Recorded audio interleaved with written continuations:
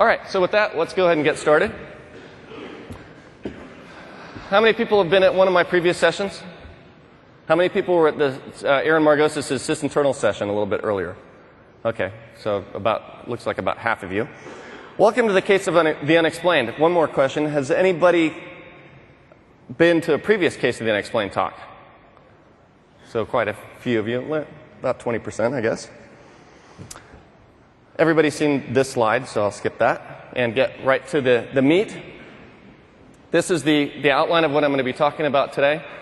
First, introducing the whole background behind the case of the unexplained and why we're here and what I'm going to try to teach you and what I don't expect to be able to teach in a 75-minute session. And then we're going to actually look at real cases. And I've divided those into a few categories. Sluggish performance, application hangs, stalls where applications just seem to go off into the weeds, error messages that are undefined, unexplained, application crashes, and then finally blue screens. This talk is actually, I've given this talk several times, but every time I give this talk, it's different. So the fundamental information I give you is pretty much the same. The tools, the quick tour through the tools that I use is pretty much unchanged. In some deliveries, the tools are different. Like in a previous case of the unexplained, I talked about a tool called kern rate that I'm not going to be talking about today. I use SPI++ in a previous case of the unexplained that I'm not going to be talking about today. For the most part, though, the tool tours are the same. And what's different are the cases. Every single case of the unexplained I use different examples. And fortunately, there's no shortage, for some reason, of cases to share with people. And I've actually, at one point, was offering signed copies of the Windows Internals book to people that would send me their cases, screenshots and log files. I had to stop that very quickly because I ran out of books. And it would have been really expensive for me to keep doing that. So I've actually got 2 slide decks. I had to break them apart because they're so big and unwieldy with all the screenshots in them. The total count on slides, if you put them together, is over 380 slides of just cases.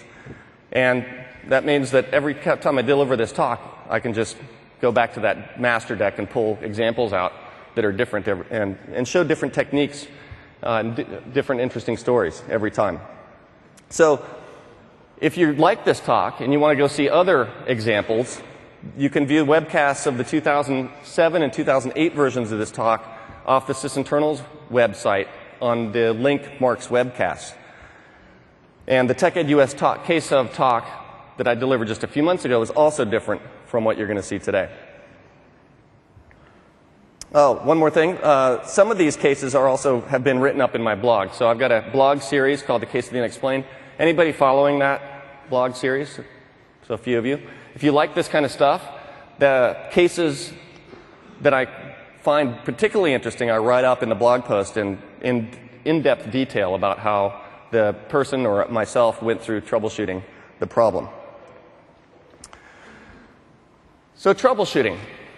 I assume most of you aren't just here to occupy the last session of the day before you head out. You're here probably because you've run into problems on occasion using Windows. The reason why we need to troubleshoot is that applications, when they run into problems, typically don't tell you in very clear words what they've run into, what problem they've run into, and how to fix the problem. And there's one of the reasons for that is that application developers code for the common expected cases, and they spend little time either developing or testing the paths that are unexplained, that are unexpected, that rarely would happen. So when the application runs into something like a locked file, like a registry value that it didn't expect, like a permissions problem, trying to access some resource that it always expects to be able to access, it ends up going down some random path in the code that the developer never even anticipated and ends up doing a number of different things like crashing, like hanging, like showing you an error message with a bizarre hex number or an error message that has nothing to do at all with the root cause of the problem. And when you run into those things, what you want to do is look under the hood. Look behind the scenes to see what's going on and what might have triggered the application to behave in those ways.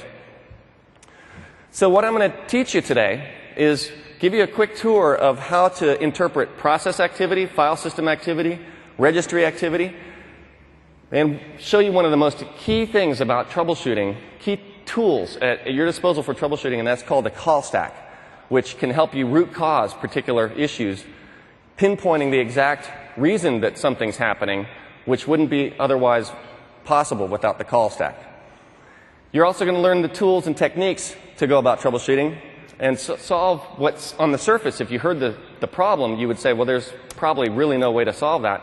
In fact, just with a little bit of work, you can solve a lot of these presumably unsolvable problems.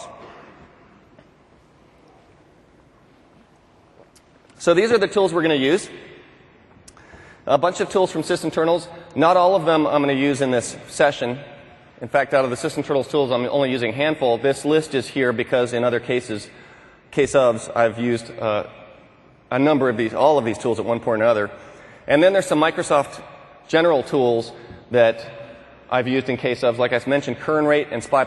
I'm not talking about in this slide deck, but I am going to be using the debugging tools for Windows package, which is a free download there from Microsoft.com. So everything that I'm talking about today falls on this slide as far as where it's coming from. Our first category of symptoms is sluggish performance. How many people have experienced sluggish performance on a Windows system? Okay, how many people that haven't used Vista have experienced sluggish performance? Okay, quite a few of you. The tool that I'm going to start with in this first case that somebody sent in to me is Process Explorer. And how many people have used Process Explorer? Just about. How many people have not used Process Explorer? One person in the back. You're excused. So Process Explorer is a task manager replacement you're all familiar with. You can actually literally replace Task Manager by going to the Options menu and selecting Replace Task Manager. One of the things that I always do is just put it in my Start folder so that it always starts up. And I use the /E switch on the shortcut so that it prompts me for elevation so that it's always running with admin privileges. So when I log into the machine, I always get one prompt, and that's from Process Explorer, and then it minimizes itself into the tray with that icon you see there. Right off the bat, there's some very visible differences between what you see in Process Explorer and what you see in Task Manager. So Task Manager is just a flat list of processes. What Process Explorer shows you is a process tree structure, which shows you the parent-child relationships between processes. And right there, there's a piece of information. How processes are related to each other might give you a hint about what the purpose of a process is, or how it might have gotten started, or why it might have gotten started. Here in this process tree, we see that Explorer.exe is the parent of just about everything that's colored in blue here. And that's because that's my shell. When I logged in, that was the first process that launched as me. It's actually the second. User in it was the first one. That launched the shell Explorer, which is why Explorer looks like an orphan here, because its parent no longer is around. And then everything I've launched since then has been indirectly through Explorer, one way or another. The blue highlighting, therefore, is any process that's running in the same user account as Process Explorer itself. And you can see there's some blue up here. This is a task host process, which is something that's running scheduled tasks, running those scheduled tasks as me. And so that's why those show up in blue as well. Going back to the tree, because the parent-child relationships are represented by the tree, and the services.exe process is the service control manager, right there we could see that any child of services.exe is going to be a Windows service hosting process. So Windows services are these processes or components that run regardless of whether somebody is logged in, providing background operation for the system. Every child of services.exe is a service hosting process, and that's why they show up in that pink color. The local security authority subsystem also shows up in pink because it is also hosting some Windows services that I'll show you in a second. But the other things that you see right off the bat are different columns. This is a private build of Process Explorer that I haven't released yet, so these defaults here are different than the current public version. I've decided to show the private bytes column and the working set column just by default, because the number one troubleshooting issue for memory-related problems is private bytes being leaked by a process. And so that's very easy to detect or track down who's leaking private bytes just by sorting by that column. And then the working set shows you just how hungry these processes are for using RAM. And that might give you an idea of who's the biggest user of physical memory on a particular system. Then the description and company name. Those come from the executable images themselves. There's no database in Process Explorer at all, or any of the sysinternals tools. They purely are taking information that's there and available for them. Developers put these things, these strings, in the images as their version resources. So if you right-click and you look at the version information for an image, that's the same kind of information you're seeing here. You'll notice as I move the mouse around, I see these tooltips. And these tooltips show for any process, any image that I'm hovering over, the full path to the executable image, which is why we don't need to have a separate column showing you where that image lies. And for anything that might be hosting multiple components, which includes services, you're going to see not just the path, but also the services running inside of it. Let me scroll down a little bit so we can see that full thing. And I mentioned that LSAS, Local Security Authority Subsystem, is hosting some Windows services. Those are shown right there in the tooltip. So you can see LSAS is running a cryptographic key isolation service, the EFS service, NetLogon, protected storage, and the Security Accounts Manager services. There are a tremendous number of other things that you can look at just in the process view with Process Explorer. These are the column selection dialog for selecting which columns you want to have visible in the dialog at any particular point in time. And there's 3 pages of these columns for the process view, which is what we're looking at. And this talk focuses on troubleshooting particular types of problems, so there's lots of things that I'm not going to be delving into for how to look at this stuff, but you should be aware that there's other information that we're not going to cover today. If you want to dig a little bit deeper into a process, that's when you open up the Process Properties dialog. And I've opened it up for Explorer. The first thing you see on the Image tab is the version information again. You see that it's verified. I actually have turned on image verification by default, which is a way to verify that this thing is actually from Microsoft, which is something you might want to do to hunt out malware that pretends to be from Microsoft. It shows you the version number. This is the timestamp that the image was built, as opposed to this timestamp right down here, which is the time that this process launched. And this can be useful if you're looking for correlating process startups with some particular issue you detected. The startup time can be useful there. One of the things that is one of the useful things about troubleshooting or for troubleshooting is baselining a system, understanding what the system looks like under normal conditions so you can spot abnormalities. And that's what this comment field is for. If you type in a comment here, and then you hover, you'll see the comment for that. You can also add the comment as a column. So this is one way you could go and identify every process on your system, on your server, put in a comment for it, indicating the fact that you've actually looked at this thing and verified that you know what it's doing on your server, and then you could easily spot anything that doesn't have a comment as something that you haven't seen before.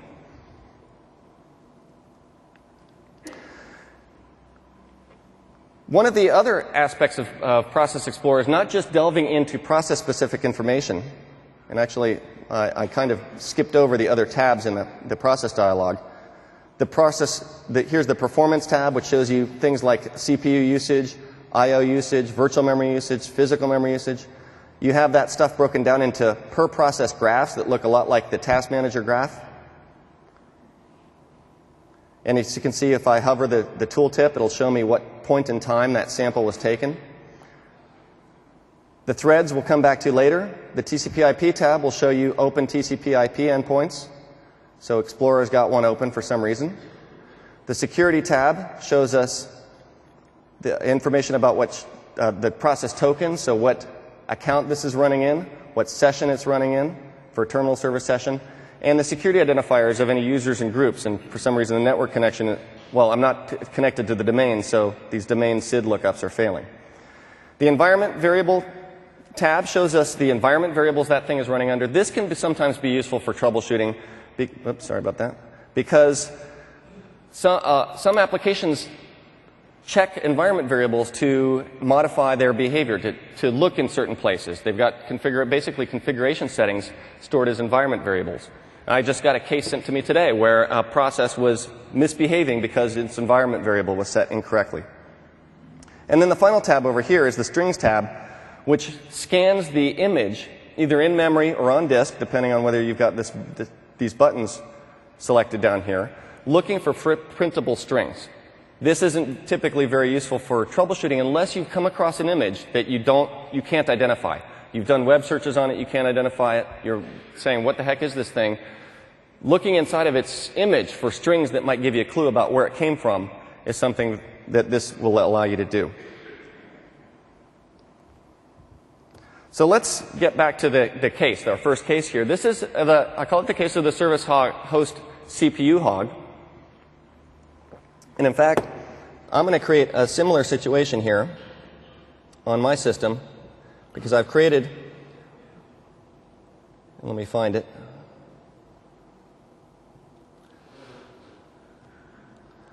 I've created a little test process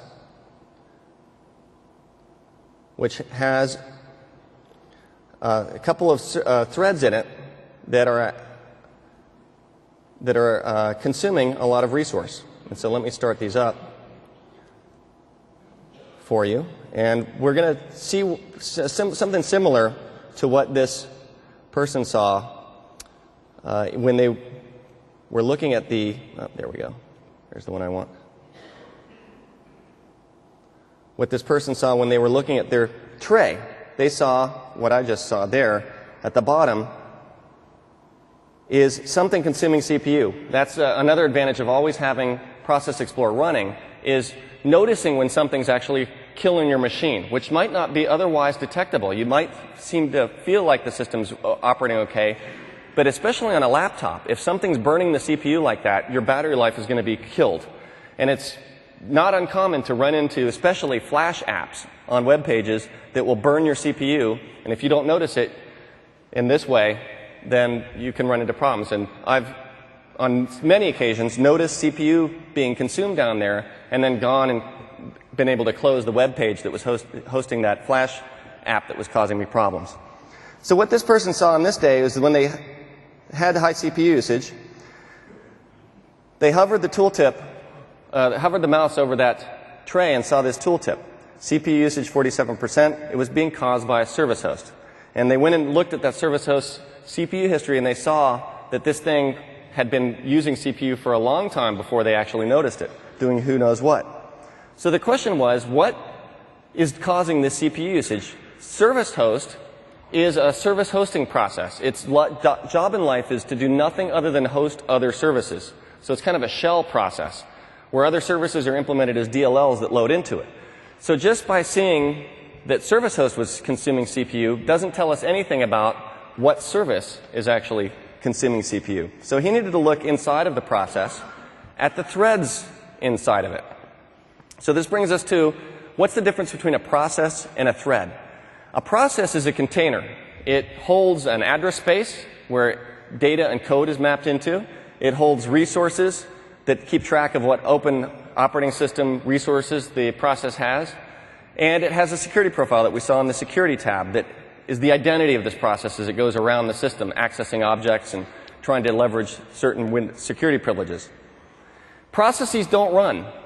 It's threads that actually run. Threads execute code. They're scheduled by the Windows scheduler depending on their priorities.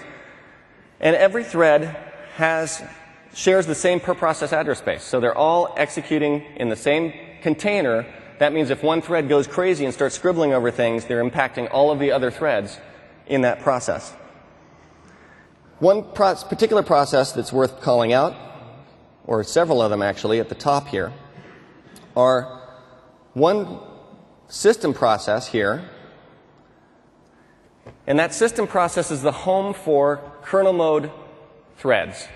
Threads that just spend their whole life beneath the surface in kernel mode. And these include worker threads for the operating system and special threads for device drivers that can create their own system threads. The other two processes worth calling out here are interrupts and DPCs. So interrupts and DPCs are pseudo processes that Process Explorer presents here to show you CPU activity that's attributed to hardware interrupts or software interrupts in some way. Interrupts are hardware interrupts, DPCs are software interrupts. And if you've got a problem where your system is feeling sluggish and you open Task Manager and Task Manager says nothing's running, it might be because you've got interrupts or DPC storm happening because of faulty hardware or a buggy device driver. And that will be visible in Process Explorer, but not Task Manager, which just buckets interrupt time into idle. Has anybody ever seen that, where your system seems to be idle, but it's being killed by interrupts? So a bunch of you have, and that's the reason this is called out there.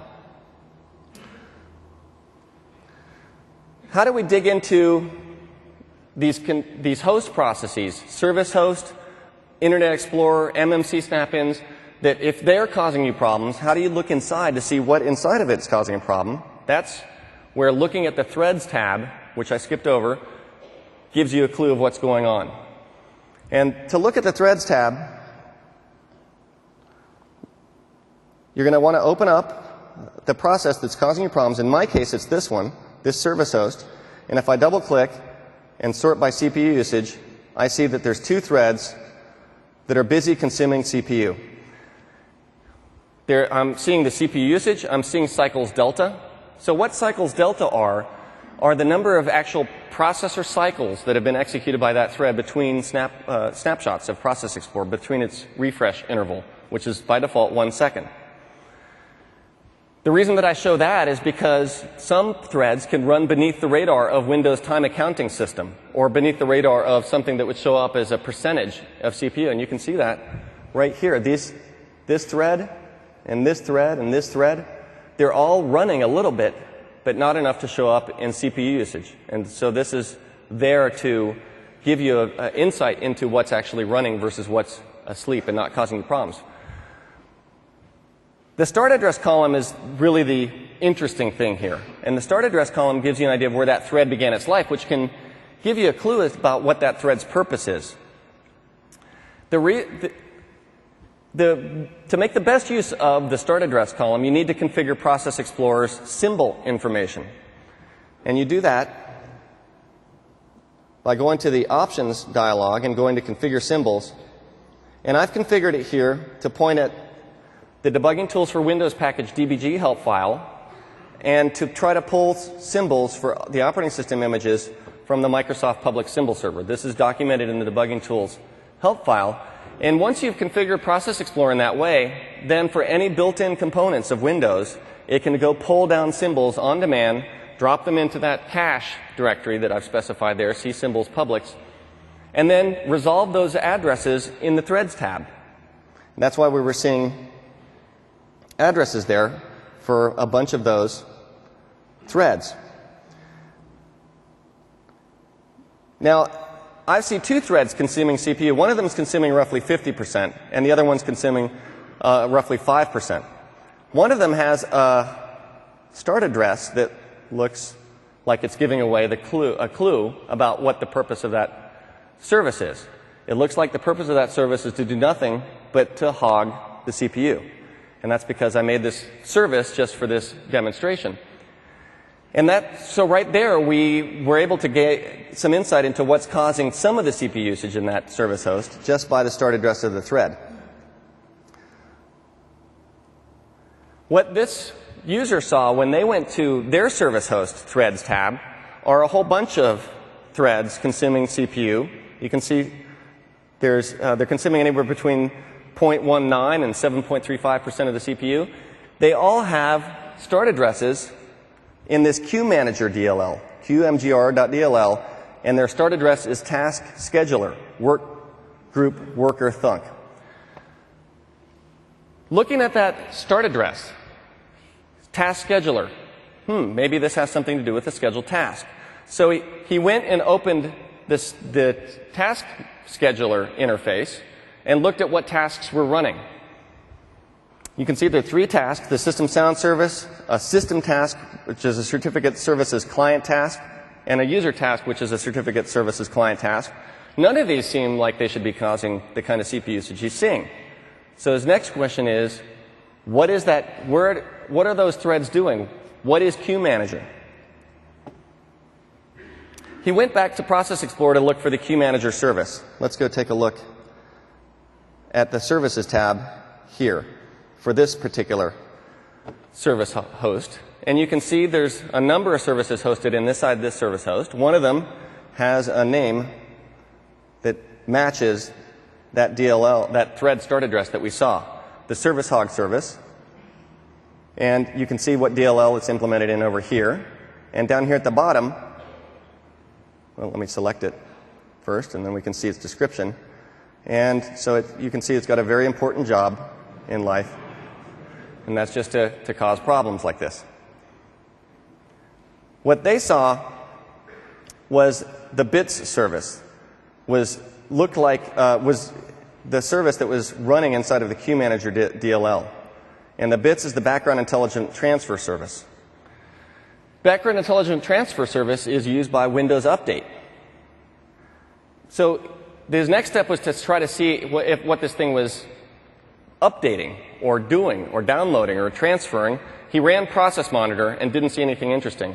And I'm going to move quickly past this because I'm going to delve into Process Monitor on the next case that we look at.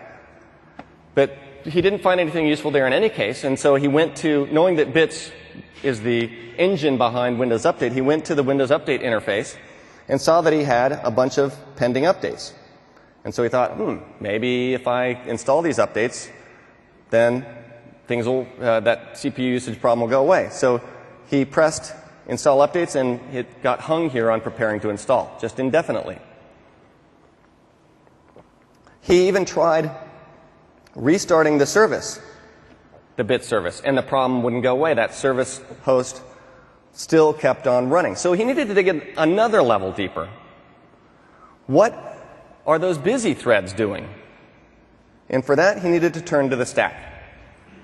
So let's take a step back and talk about what stacks are used for. Each thread has this private region of memory. If you came to the pushing the limits talk yesterday, you know it's 2 megabytes by default, where it can store information to keep track of its execution and to pass parameters among the functions that make up software components. In this picture right here, I've got function 1 that's called function 2 that's called function 3. What would happen as those functions called each other? The thread would push parameters onto the stack that function 1 wants to pass to function 2. Then it would call function 2, and the CPU would store the return address into function 1 on the stack so that when function 2 is done, it knows where to go back to in function 1. And then function 2 might store local variables on the stack as well. So it's really kind of a history of leading up to where the thread is right now when you look at the stack. And this, again, is like one of the key tools for troubleshooting cases. How do you look at the call stack? You go and open the Threads tab, find the thread that you're interested in, and we're not interested in the service hog thread because we know what it's for. In fact, what we can do to get it out of our way is go to suspend it down here. And now that I've suspended it, it's not consuming any more CPU, but we still have this one, which, look at its start address. It began its life in this TPP worker thread. That's a very generic start address. It's in a system DLL, NTDLL, so we have really no idea at this point what this thread is associated with. For that, let's try to look at the stack. We double-click, and if we look through the stack, the key is looking from the bottom to the top, because that's the order of execution, where RTL user thread start, called base thread init thunk, called TPP worker thread. This is the thread start address we saw on the Threads tab. The reason we don't see this, which is the real start address of the thread, is it's kind of useless. All threads begin their life here, so I actually want to show you something useful, so I show you this address, which is what the programmer said the thread should start doing when it initializes. Well, that called TPP work p execute callback, and look, we just called into something inside of servicehog.dll. We've confirmed at this point that this thread consuming CPU also is associated with that service hog service. And so now we can take appropriate steps to resolve that problem. And what I'm going to do in this case is, again, suspend this so we don't have this thing consuming our CPU.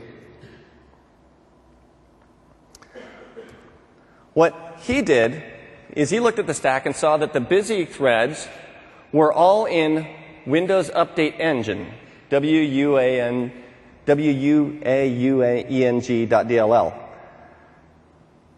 He went and then went back to the Services tab and confirmed that Windows Update was also inside of this service host. Bits was in it, and so was Windows Update. So at this point, he confirmed that something was screwy with Windows Update, and he restarted the Windows Update service, and the CPU usage stopped, and then his updates worked. He went back to the Windows Update, and they all installed successfully. This is an important lesson in troubleshooting, because did we actually figure out why Windows Update was screwed up? We didn't. But with a little bit of troubleshooting, we figured out what was going on, and we were able to mitigate it, in this case by restarting it, instead of just living with it or blindly rebooting the whole machine to see if the problem went away. We were able to do a kind of a precision workaround, and I consider this just as successful a troubleshooting case as if you actually figured out why Windows Update was screwed up. And that might be something that there's no way for you to ever figure out unless you're the developer for Windows Update. So by the way, if those of you that are using that reboot and hope it works thing, you're violating a patent that Dell owns.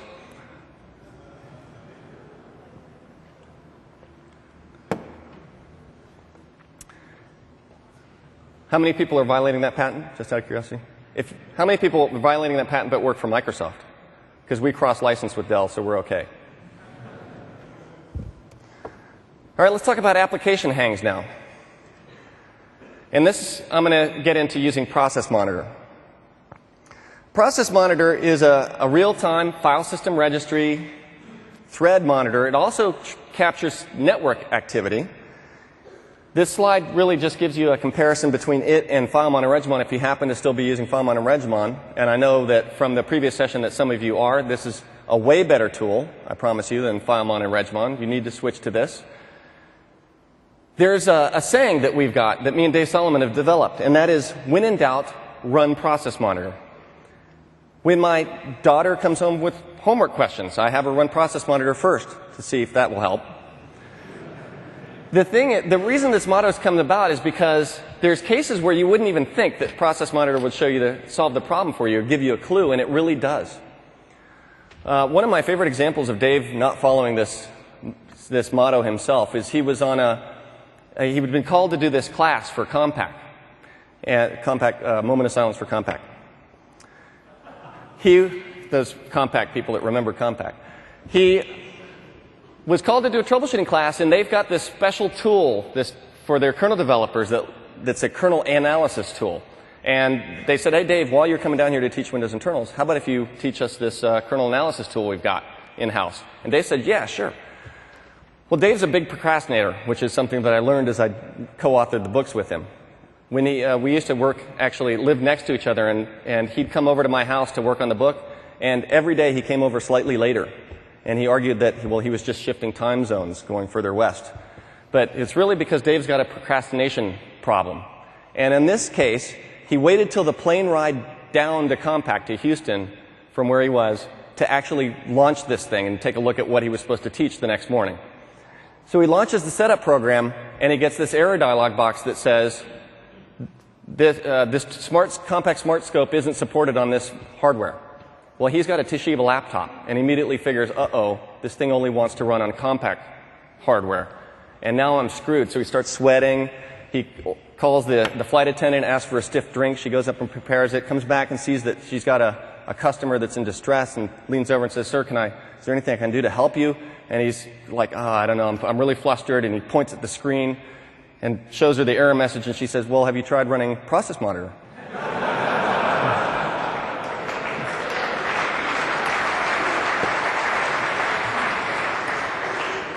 So we never forget that motto now after that.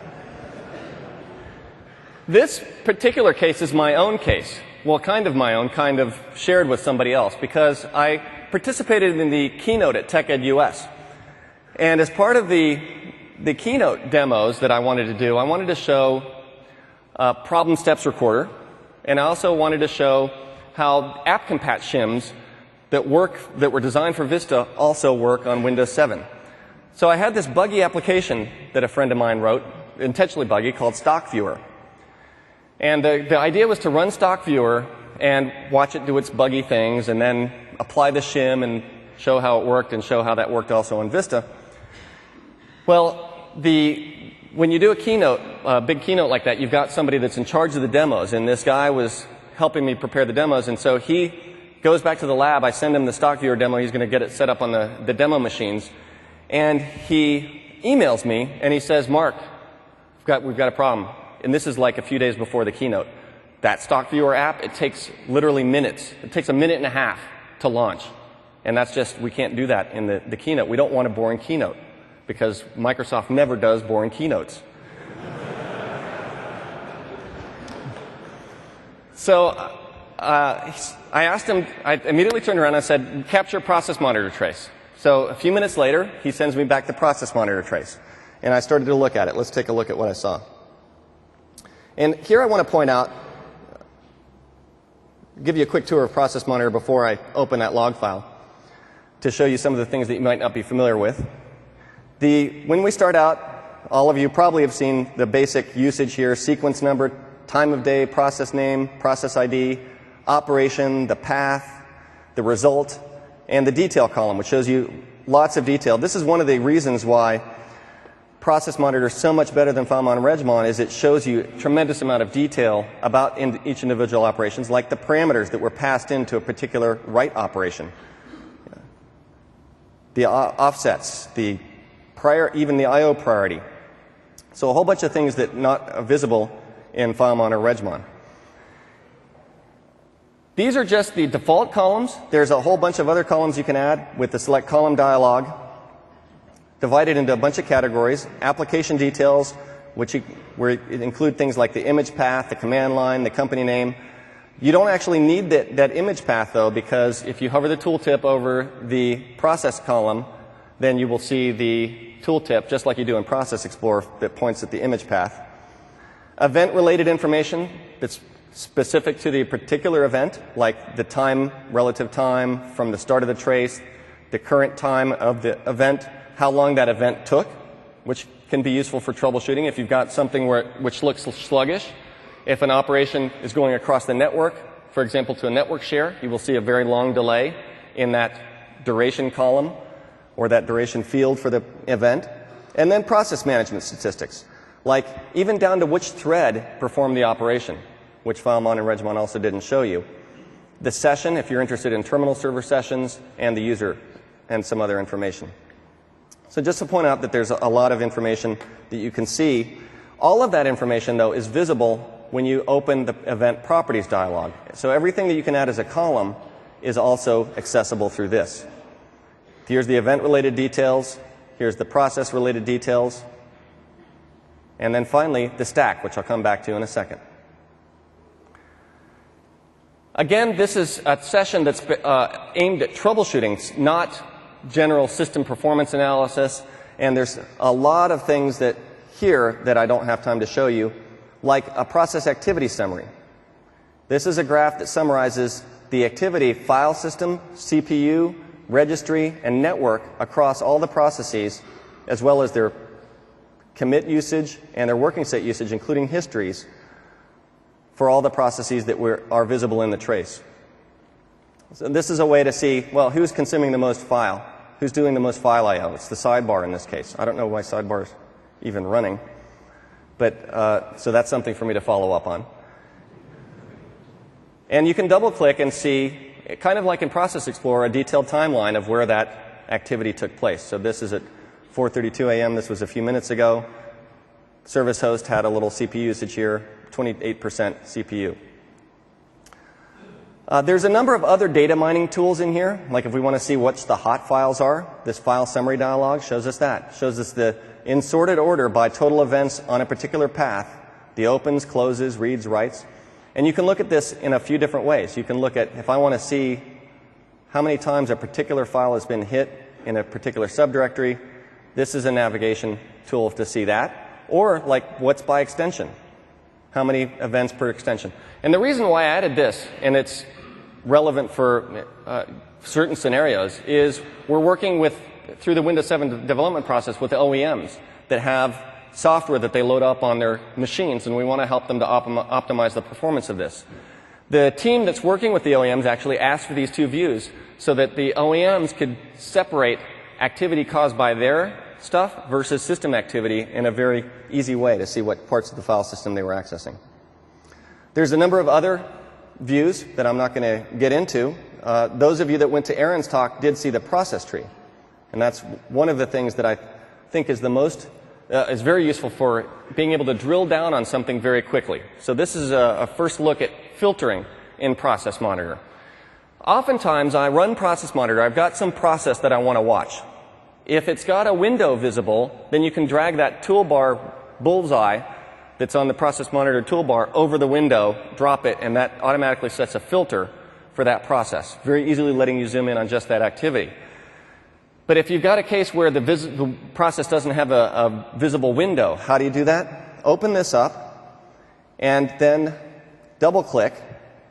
When you double-click, it goes to that first event in the trace related to that process, and then you can right-click and do this, use this quick filter, include PowerPoint. And now we're just seeing the things that PowerPoint has done.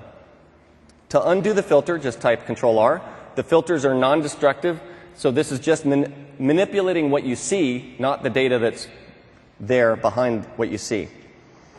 And there's a few other quick filters up here which let you filter by classes of activity. If you just want to see registry activity, you love Regmon, you want to see just Regmon type stuff, then you can filter out file system, network, and process related activity and just get registry related activity. All right, I think we're ready to go back and take a look at that case, that log file that I was sent by the demo guy. And for that, I'm going to launch Process Monitor with the Run32 key, switch. When you're on 64-bit versions of Windows, you need to, if you want to do live capture, you just run Process Monitor, and it will extract from its 32-bit image the 64-bit version of itself dynamically and launch that. But if you're on 32-bit, if you got a log file that's from a 32-bit Windows system and you want to look at it on a 64-bit system, you need to do so with the 32-bit version of Process Monitor. The way you can launch the 32-bit version of Process Monitor is by launching it with the Run32 flag right here. So I just made a shortcut for that so I can easily get to it. And this demo machine was a 32-bit Windows 7 machine, so I needed to open up the 32-bit Windows machine. So let's go open that stock viewer application. And this is a full trace of everything that was going on. I want to zoom in just on stock viewer because that's the thing that was taking a long time. So go to event, do a quick include, and now I'm just on stock viewer. The next step, that delay was roughly a minute and a half. So technique for troubleshooting delays like that is looking for gaps in the timestamps to see where there might have been some pause in what the application was doing that could have showed up as that visible delay. So I'm going to scroll down here quickly. We're at 1 minute 20 seconds over on the left side until we see a big jump. 21, 32. So we had just a jump from 21 to 32. And what I did was start looking around what was happening right before that big delay, from that jump from 21 to 32, which happens right here. If you look, there was a load of the RAS AD helper DLL. There's references to TCP/IP parameters. If I go scrolling further back, there's actually references to certificate revocation list, registry keys, and cryptographic registry keys. And so I was at that point, this seems to have something to do with cryptography and accessing the network and certificate revocation lists. But that delay, that jump that we saw there was from 27 to 32. That doesn't account for that full minute and a half, so that might not be it.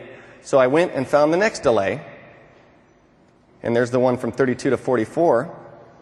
And this one also has that same pattern. There's proxies. Well, here we are, 32 to 44. I'm in the wrong place. Here we are, 32 to 44. I'm looking at internet settings. And so at this point, I looked further and I found another similar pattern. And I noticed that all of these pauses were right before then, they had a common registry query. So I'm going to go ahead and set a filter for Internet settings connection, which is what I did to see if I could isolate this delay. I'm going to right-click and include that. And now look at the timestamp sequences we see there. We see 21 jump to 32, 32 jump to 44, 44 jump to 56, and so on. And I went and then confirmed that every single one of those was a query of certificate revocation list parameters and then TCP/IP configuration. My next step was to ask him if the system was connected to the network. And the answer came back no. The demo machines are never connected to the network for obvious reasons. So I searched the web and learned that the delays are caused by runtime signature verification.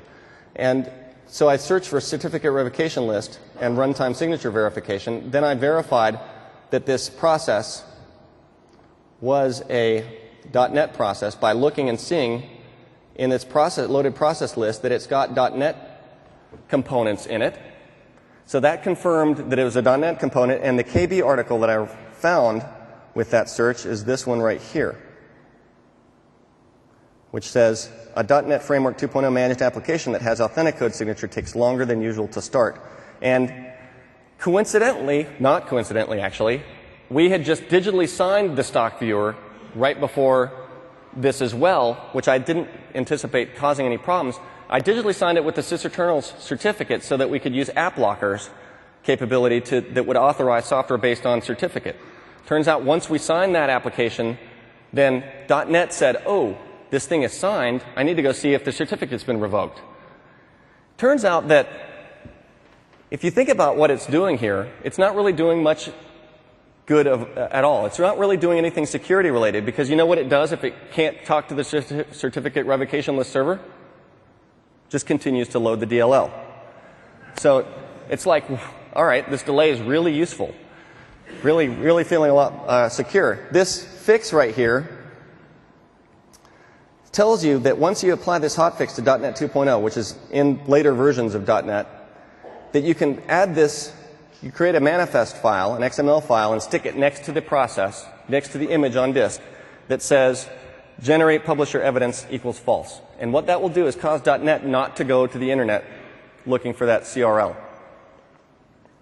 So a few minutes later, after he basically sent me the file, I spent about 5 minutes finding those delays, did an internet search, found this article, made this file for him, sent it back and said drop this in the directory, and it worked.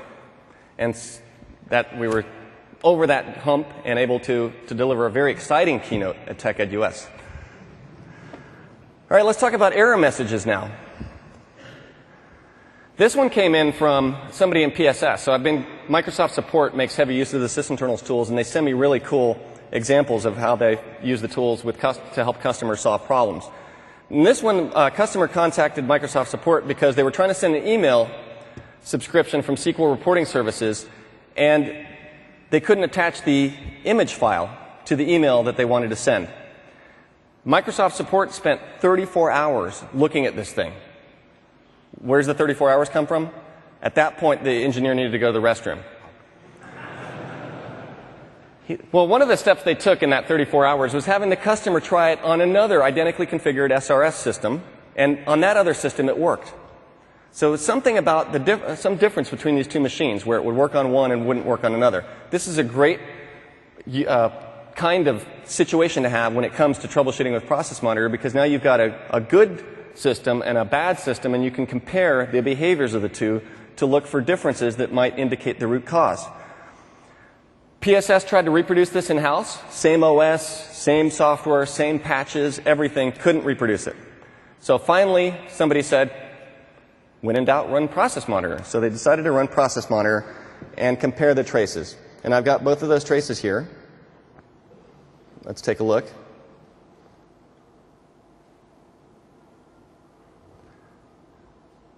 And so SQL fail and SQL succeed,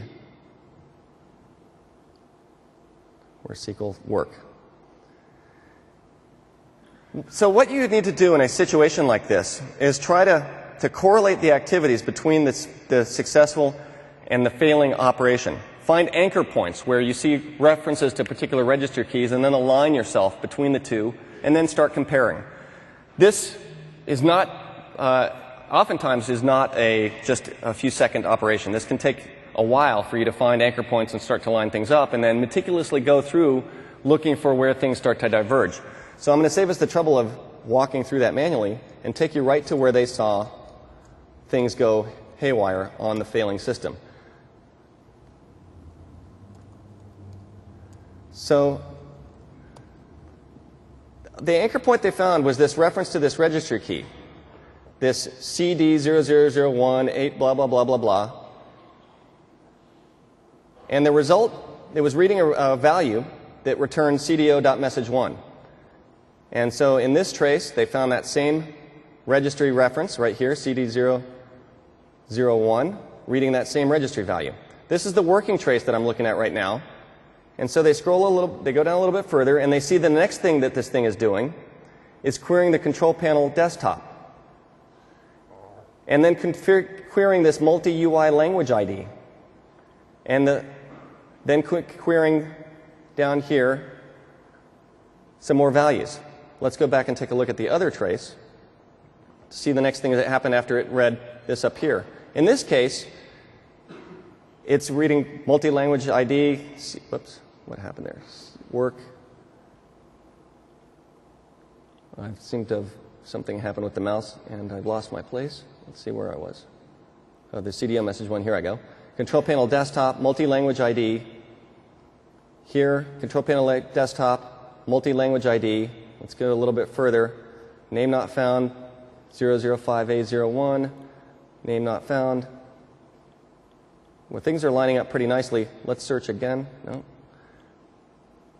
Did I open the same thing? Here, let me look at, make sure I'm looking at the right thing here. CD control. I must have copied the wrong file. 28591.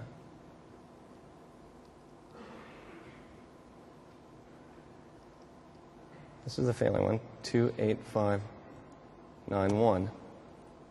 Oh, there it is. I just didn't go down far enough. What this thing did subsequently in that trace was query this code page value, and we don't see that in the other trace. You can actually see it more clearly here, side by side, where here's the reference to that CDO.message1 that I saw, CDO.message1, and then in this trace, it goes off and looks at desktop, which was what we were looking at, multi-language ID. In this other trace, the next thing it did was query this. Oh, that's why, because I just skipped over it. This code page, that's the line that's right there missing from that second working trace, but is present in the failing trace.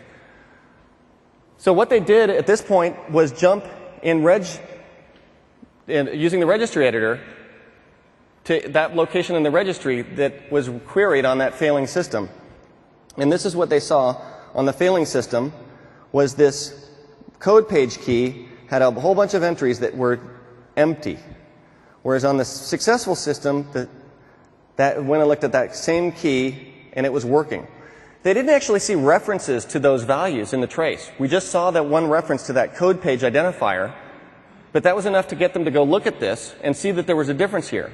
So they exported the registry key from the working system, imported it into the failing system, and voila, it started to work, and the problem was solved.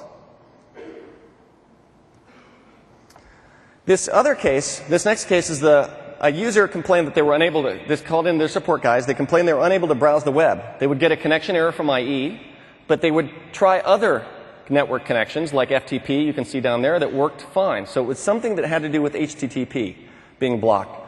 The admin went about the normal troubleshooting you would do if you ran into this. They deleted the IE cache, problem still there. They checked the DNS gateway, the IP settings, everything looks fine, same as everybody else's system. They tried other outbound ports. Like I said, no problems. So what was the problem here? They captured a process monitor trace. And in this case, they started looking through the operations. They wanted to zoom in just on Internet Explorer. Where's the Internet Explorer? Let me find Internet Explorer. Oh, no, I got the wrong one. Long file here. IE. Here we go. They started looking through this, and nothing in the registry, nothing in the traces indicated any problems. They didn't see any references to third-party things they didn't see on other working systems. So then they started meticulously looking at the stacks to look for third-party components because they suspected this had to do with a third-party add-in to IE. And in fact, once they got to this, let me go back to the top. Once they got back to software.log, this query right here, they looked at the stack, and something stood out here that didn't look like something they'd seen as a normal system component, and that is this vsd-atant.sys driver. Anybody ever heard of that driver? A few people. They looked at the properties. You can double-click on this and see what it is. True vector device driver. That still didn't ring any bells for them. What is this thing? So they did an internet search for what this thing was, and it showed that this is a component of Zone Alarm's stateful firewall. They didn't have that installed, but the internet search further showed that Cisco VPN's client also uses this. You can see that stateful firewall setting was checked on this particular machine. That rang a bell because they'd uninstalled the VPN client from this machine before they moved it across domains. And so, looks like the uninstall of the VPN client left something behind here, this driver. So next they turned their attention to trying to get rid of the driver. And for that they used autoruns. How many people still use msconfig? And you're actually admitting it to me? Using msconfig is like walking around in a room with a blindfold on, the lights off, and your hands tied behind your back. And the reason why, there's a number of reasons why. First of all, it shows you very little about what actually auto starts. When you're talking about auto start things, there's a tremendous number of ways software can put itself in the system to get automatically invoked when you perform common operations like boot, log in, run Explorer, run IE, run Windows Media Player. Lots and lots of vectors that msconfig simply doesn't look at. It basically looks at the run keys and the startup folder, and that's it. So that's where autoruns comes into play, because autoruns will show you all of these other locations. And for each location, it will show you the entry with whatever's registered there. So here we see HQ's local machine system current control set control terminal server WDS whatever startup programs that we've got something called RDP clip monitor there. This list is really daunting, so we divide it up into subcategories. So if you're interested in just IE things, you can go over to IE, sidebar gadgets even, network providers. Where does this list come from? There's no master database anywhere of these things. This list has grown over time since we made the first version of autoruns back in 1996, and it had roughly the same number of settings that msconfig looked at. It's grown over time for several reasons. One is personal experience installing software and seeing it cause problems and then going and looking at where it's registering itself. And the second is looking at where malware infects machines and also adding those to autoruns. But this view is overwhelming at this point with its literally hundreds and hundreds of entries. So that's where these filters come in at the top, where you can hide Microsoft and Windows entries, because most problems, in fact 99.99999% of problems, are third parties. And then you refresh, and now you're just seeing the things that are not part of Windows and not published by Microsoft. If you really want to be sure that somebody's not lying to you, like malware is not lying to you, you want to say verify code signatures, and that will only show you things that are not signed by the Windows publisher or the Microsoft publisher. Part of not just troubleshooting, but just regular good system hygiene is running autoruns on a periodic basis and making sure that your system is clean of junk that's clogging your login process or boot process. So let's, while I'm here, let's go ahead and clean out some of the junk that I see here. Run as administrator.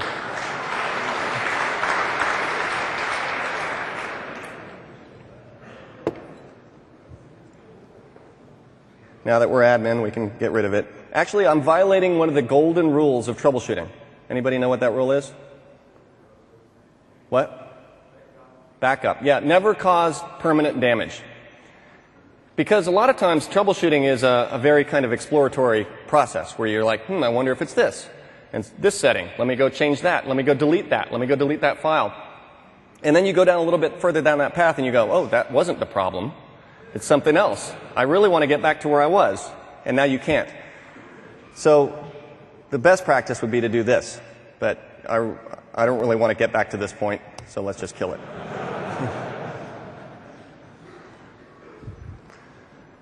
Some of the other features of autoruns. The search online here, which will search with your favorite search provider, which I'm sure is the right search provider. We don't need to talk about that. We can look at the properties of the image. Here, this will open up the Explorer image properties, which you get a kind of preview look at those properties down here.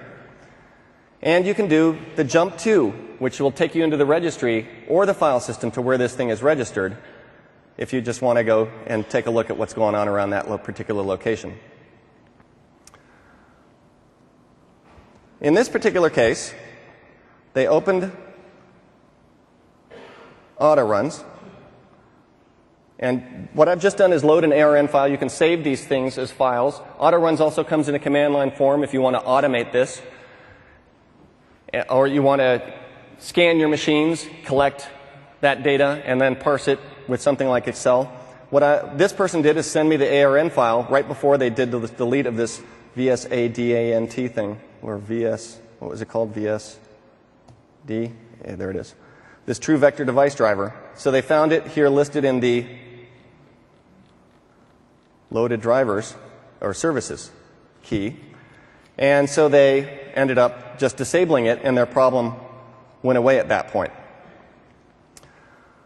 One more thing. If you want to see what exactly are the locations that Autoruns knows about, you can see that by going up to Options and saying Include Empty Locations. And then it will show you even locations that have nothing that passes the filter. And this is the complete list, then, authoritative list of what Autoruns is aware of. Let's talk about application crashes now. How many people have seen an application crash? Just trying to keep you awake, get some blood circulation going. How many people have seen one in the last few days? Okay. Has anybody troubleshotted it? I don't know what that word is. Troubleshot it? Troubleshooted it? Nobody?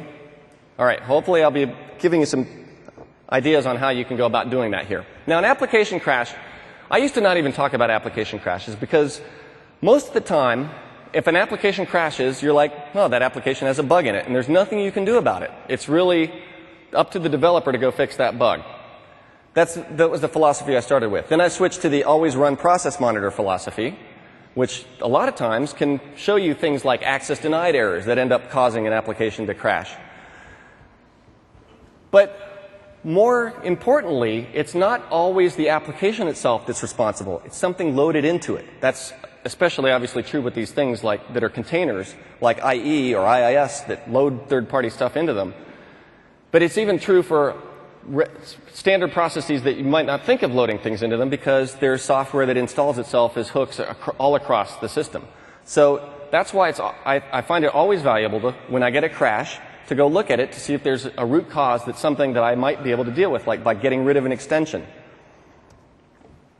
The key to troubleshooting a crash is to find the crash dump file. Whenever a process crashes, Windows generates a dump file. It's a copy of its memory that you can look at in a debugger like WinDebug and poke around to see what's going on. If you're on a pre-Vista system, finding the dump file is really easy. You get that "we're sorry, we've crashed" dialog. You click on see what data this error report contains. That opens that second dialog there. Then you say view technical information about the error report, and then that shows you the path to the dump file. Notice that we no longer apologize for crashing. Now we just tell you that, hey, it crashed. Have a nice day. Close the program. And the problem on VistaHire from a crash dump analysis perspective is that the system doesn't save crashes by default. Once it generates them, it sends them up to the Windows Online crash analysis site, it deletes them. So the question is, how do you get access to those crashes? One of the ways that you can do that is by not dismissing that dialog and attaching to the process in real time. Let's do that right now with Dave's application. Dave Solomon, my co-author on Windows NT. If you came to the kernel changes talk, you've seen this application before. This is Acvio, which is Dave's only Windows program, and this is what it does. He claims, again, that he intended to make it do this, but I know that he just gave up trying to make a real program. So once we've got this thing in this crash state, let's go and attach to it with a debugger. So this way we don't have to look for a crash dump file. And the key to debugging a crash, when you attach with the crash debugger, you're going to be in the context of this thread, which is the debugger break-in thread. You want to open the threads, processes and threads window, which I've done here. These are visible through here, processes and threads. This will show you a list of the threads in the process. And what you want to do is look through the threads, looking for any thread that has a stack that says fault or error or exception in it. And that first thread, which is the main thread of Acvio, you can see, based on the stack, that it did an unhandled exception, and that ended up calling into the error reporting code. Not very interesting. This is a case where it's Dave's fault that this program crashed, and only Dave can fix it. But let's go take a look at a case where somebody was able to work around a problem. And this slide, by the way, is here because there's some processes that where if you've got multiple processes with the same name and you're not sure which one is the one that crashed, you can go look at while that crash dialog is open, you can look at the WRFault process in Process Explorer, look at its command line that you can see there in its process properties. And one of the arguments that it passes to it is the process ID of the process that's crashed and the one that the Windows Error Reporting Service should go take a look at. So this is especially useful for IE crashes. Now that we've got multi-process IE, if one of those tabs crashes, you can attach to the right process using this technique. But what I always do on Vista and higher is archive my crashes. And that way I don't have to always be sitting there ready to attach to the process when I've got that crash dialog. This is the registry key you can configure so that Windows, Vista, and higher systems always save crash dump files, and you can specify how many to keep in that folder. And that's what I recommend you do on your servers, for sure, and your clients if you're interested in collecting crash dump history. But always on a server, I think that's important to keep a record of what's going on. All right, how do you analyze a dump? Well, I've actually talked about this a little bit. And obviously, if you suspect an extension, you're looking for through the stacks, looking for third-party components that are loaded into the process that are near the site of the problem. And you want to check for a new version or uninstall it if the problem persists. Okay, this particular user sent me this case where he tried to open a Windows Media Player file in Media Player, but would consistently get this crash right there. So they ended up opening up the crash dump file. They'd actually just taken the Windows, sat at one of these seminars in TechEd, and they ended up doing a bang analyze-v, which is the other thing you can do, which works really great for cases where you've got a crash dump file. Bang analyze-v has the debugger do some work for you. It's going to apply its own heuristics. So the heuristics that I just talked about of looking for exception or fault in the thread stacks, this is doing a little bit deeper version of that, looking for, hey, what might have been the cause of the crash here? It's trying to resolve symbols, so this will take a second.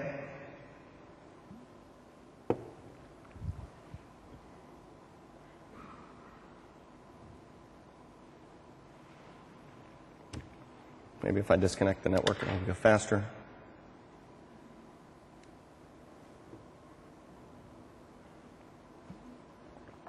Okay, this is taking a long time. Aaron also had problems with networking in here earlier.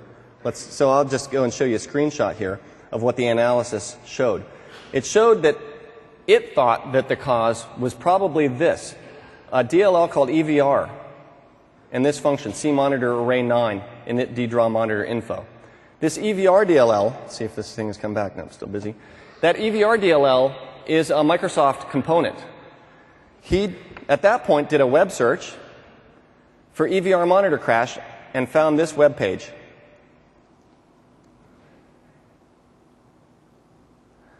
The video application crashes when you play a video if 5 or more monitors are attached to the computer. Guess how many monitors he had attached to the computer? You can't have too many monitors. You really can't.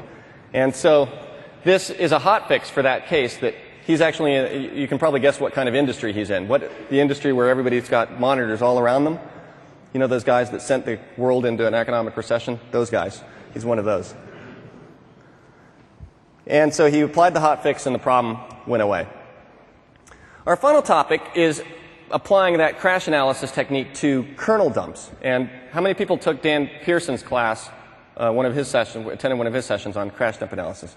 I'm giving you the literally 5-minute version of his 75-minute talk. But it's just as good. I'm just kidding. I'm giving you like crash dump analysis 101 here.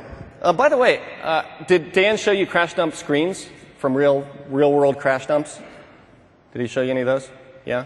For those people that haven't seen them, I just have to share some with you because I collect these things. Here's a sideways one at the airport. Bank machine, airport monitor, ticket vending machine at the Barcelona train station, holiday blue screen at the airport.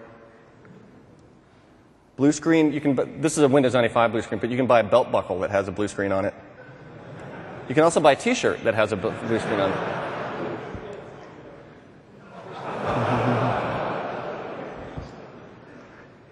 I think we know why CompUSA went out of business.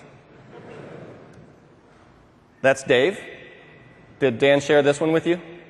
This is Dave he's at the airport with his family, checking in, and sees this blue screen up there, and that's him. He's gone up, he's pointing at it, he's figured out what the problem is, and he's explaining it to the people in line.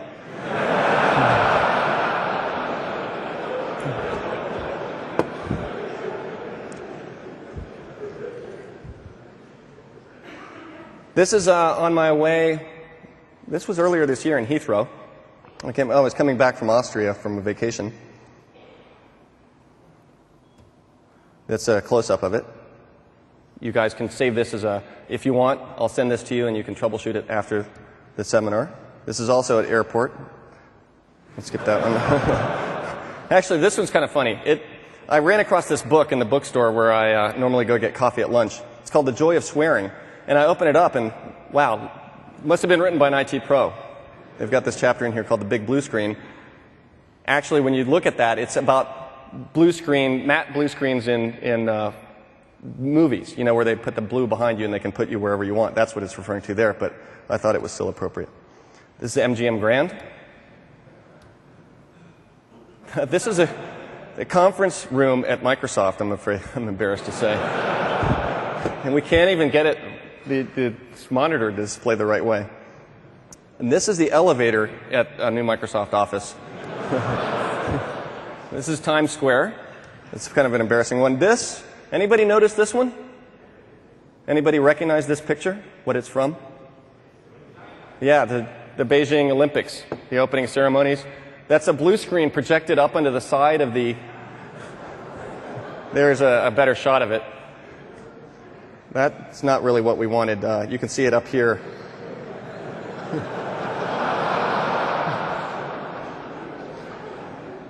Subway in New York. So there's been some embarrassing blue screens out there.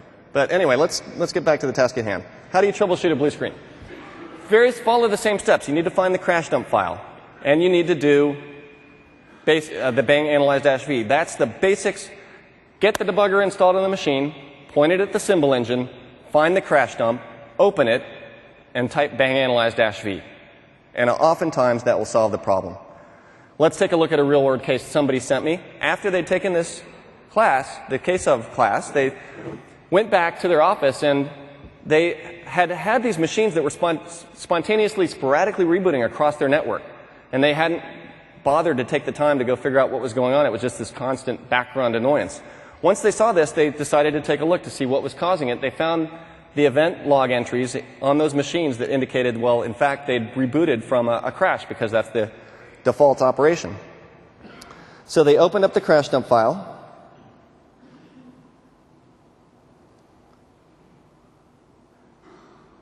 Did a bang analyze -v, which is as easy as clicking on that hyperlink.